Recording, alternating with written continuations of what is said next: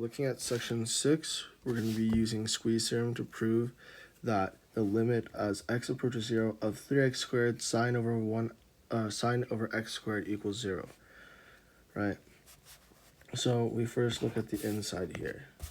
We know that sine over 1 over x squared exists between only these two intervals, because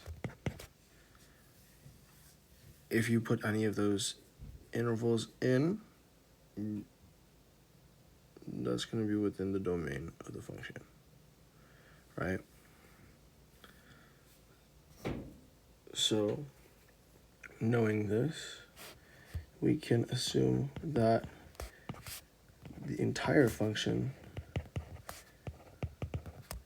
exists between the intervals of negative 3x squared and 3x squared, right?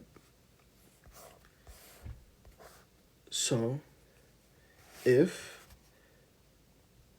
negative 3x squared is less than or equal to 3x squared sine over 1x squared,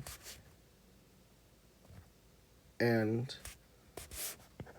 that negative 3x squared is equal to 0, or the limit as x approaches 0 of 3x squared equals 0, then we can assume that the function of 3x squared sine over 1 over x squared has to at least be greater than or equal to 0, right?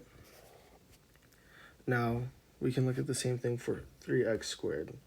If 3x squared sine or 1 over x squared is less than 3x squared, and the limit of 3x squared as x approaches 0 equals 0, right? Then the function of 3x squared over sine or 1 over x squared has to be less than or equal to 0, right? Now, since